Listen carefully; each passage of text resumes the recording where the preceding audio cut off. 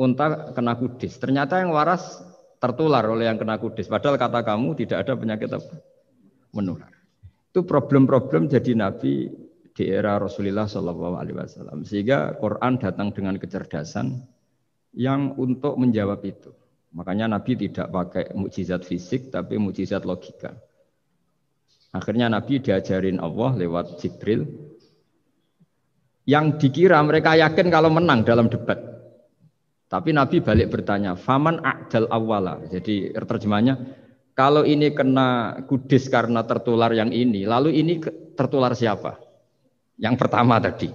Wah itu asli mat dari Allah ya, maksud saya itu. Jadi dia ingin contoh yang kedua yang tertular. Dengan itu berarti ada penyakit apa? Menular. Tapi Nabi tanyanya, faman a'dal awwala. Lalu yang pertama kena kudis itu tertular siapa? Makanya kalau sekarang misalnya corona menular itu yang pertamanya dari siapa itu? Tidak tahu itu. Ya tidak perlu tahu, tidak bidang kamu.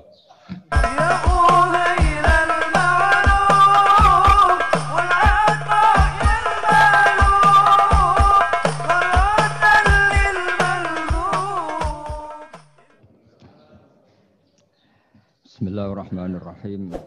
Rabbi shrah li sadri wa yassir li amri wahlul 'uqdatam min lisani. Allahumma shalli wa sallim ala habibika Mustafa Muhammadin wa ala alihi wa sahbihi asma'in nama ba'du.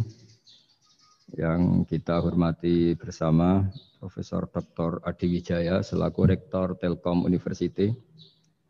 Di sini kita ditemani dan yang tentu kita hormati Habib Fikri Assegaf. Ada Bapak Kiki, ada beberapa teman tadi yang sudah disebutkan oleh moderator. Langsung saja sesuai tema bahwa kita akan menjadikan tauhid sebagai sumber inspirasi bangsa atau sumber kekokohan bangsa atau sumber ketahanan NKRI. Perlu dicatat bahwa di antara yang sering disabdakan oleh Rasulullah SAW adalah inna minal bayani la sikhron. Jadi penjelasan atau orasi atau argumentasi atau apa sajalah itu adalah bagian dari sihir. Sihir di sini maknanya itu sesuatu yang kayak hipnotis, tapi di sini dalam konteks positif. Dulu ketika periode Rasulullah Muhammad SAW itu pertarungan hak dan batil itu diolah pikir. Olah pikir yang diterjemahkan oleh artikulatif atau sistem verbal. Memang ini agak aneh. Jadi kalau mukjizatnya Nabi Musa itu fisik. Fisik itu misalnya melawan Fir'aun dengan kekuatan tongkat yang super dahsyat. Sehingga Laut Merah dipukul sama tongkatnya Fir'aun, kemudian tongkatnya Nabi Musa, kemudian bisa membelah jadi jalan, Fir'aun tenggelam. Begitu juga nabi-nabi yang lain ada kekuatan fisik yang bisa dilihat sebagai mukjizat. Tapi ketika Nabi Muhammad SAW jadi nabi itu pertarungannya itu ke sistem rasional. Dan yang enggak rasional itu dijelaskan dengan satu penjelasan yang seakan-akan rasional. Ini yang agak jelimet. Sehingga ada wala talbisul haqqan bil batil. Jangan menyampur adukkan hak dengan batil. Saya beri beberapa contoh kejadian. Suatu saat itu ada orang kafir datang ke Rasulullah SAW. Kemudian bertanya, ya Muhammad, jika kambing itu mati betul, yang tidak disembelih, bangkel. Itu yang mematikan siapa? Karena Nabi itu orangnya ummi itu lugu, ya yang mematikan Allah. Terus jawabannya si orang kafir tadi, agama kamu itu aneh. Yang dimatikan Allah langsung haram, tapi yang lewat tangan-tangan manusia yang berlumuran dosa halal katanya. Sehingga terus jadi logika yang kok iya ya gitu. Harusnya yang dimatikan Allah langsung kan orisinil gitu. Sehingga orang terus terbelalak, seakan-akan ini hebat. Ya. Dan resikonya Nabi Habib Fikri, resikonya itu enggak boleh fahisan mutafahisan. Corong Jawa Nabi ora oleh cangkem elek, itu resiko. Andai kan Nabi boleh cangkem elek enak, nak halal ya pangan kon. Kalau itu baik ya silahkan makan ya. Tapi masalahnya Nabi tidak boleh seperti itu. Andai kan tidak Nabi kan gampang ya sudah kalau halal ya silahkan makan. Masalahnya Nabi tidak boleh apa? Nggak boleh berbicara kasar, nggak boleh berbicara buruk. Terus ada lagi beberapa kejadian yang seperti itu, yaitu masyhur suatu saat Sayyidina Ali didatangi seorang kafir juga Yahudi. Ali, kakimu angkat satu, diangkat sama Sayyidina Ali. Angkat dua-duanya, ya tidak bisa. Gitu kok temanmu, maksudnya Nabi Muhammad mengklaim bisa naik langit, gitu aja kamu tidak bisa. Jadi selalu pakai olah kata. Yang ketiga misalnya Muhammad, kita ini punya urusan banyak, punya problem banyak. Dan Tuhan itu dianggap penyelesai problem, halul muskilat, yang bisa menyelesaikan problem. Pertanyaannya, kalau problem kita banyak, Tuhannya satu tidak cukup Muhammad. Kalau problemnya banyak, ya Tuhannya harus banyak. Sehingga ketika Nabi membawa tauhid, protes mereka, komplain mereka, aja'alal alihata ilahau wahida inna hadza la syai'un ujab. Masa Tuhan satu, wong problemnya banyak, urusannya banyak. Kalau urusannya banyak, itu hanya harus banyak. Nah, karena olah pikiran seperti ini, sebetulnya bukan olah pikiran ini, hakikatnya olah kata, karena ini tidak mewakili hakikat. Ya, saya ulang lagi, sebetulnya ini bukan olah pikiran atau olah akal atau olah kecerdasan, tapi olah kata, karena semua yang diomongkan ini tidak mewakili apa? Hakikat.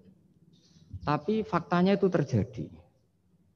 Sehingga mukjizatnya Rasulullah SAW itu tidak boleh berupa fisik kayak tongkatnya Nabi Musa atau tabutnya Nabi Harun atau apalah yang sifatnya fisik. Karena ini tidak menjawab kecerdasan-kecerdasan yang terimplementasi oleh kata-kata yang dikatakan orang-orang kafir tadi, yang bisa memojokkan orang-orang kafir.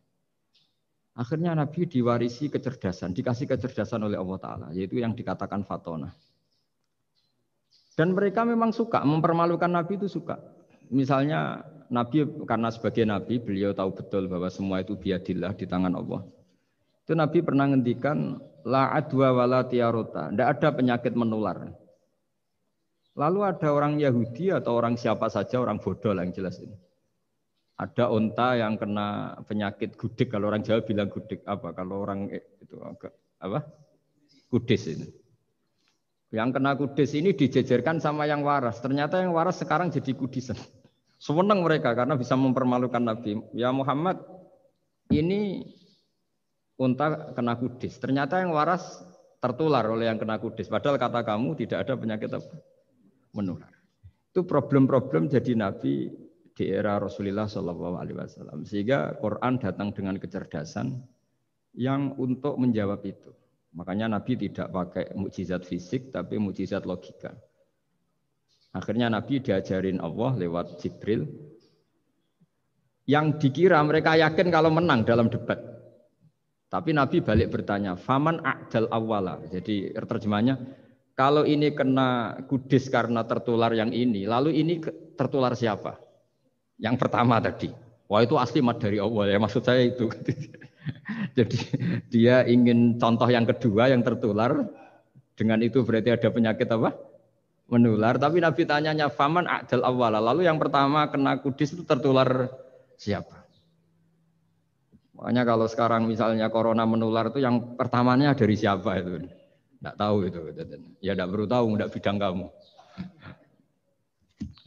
Jadi ini saya mau cerita. Jadi logika-logika yang dibangun orang kafir itu sebenarnya bukan logika, tapi olah kata. Dan orang kafir itu paling pintar. Karena mereka itu penyair. Penyair itu kalau sekarang modern mungkin mirip-mirip jurnalis atau mirip apalah. Bisa mengubah apa saja. Apa yang sebetulnya baik dikesankan buruk atau sebaliknya. Sehingga ini menyusahkan karena Nabi harus ngendikan hakikat, harus mengatakan sesuatu yang nyata dengan bahasa yang benar. Sementara mereka mengatakan kebatilan dengan penjelasan yang baik. Ini ribet kan? Sehingga dalam banyak percekcokan ya, itu susah dicari jalan tengah karena sama-sama mirip, kebenaran ini sama-sama mirip. Jadi misalnya yang masyhur dalam satu peristiwa besar, konflik antara Sayyidina Ali dan Sayyidina Muawiyah. Itu konflik yang nggak bisa dihindarkan, gara-gara kalimat, gara-gara kata-kata. Makanya sekeras-kerasnya pedang atau senjata itu masih keras apa? Kata-kata atau polemik lah atau apalah. Karena sekarang itu agak susah membahasakan.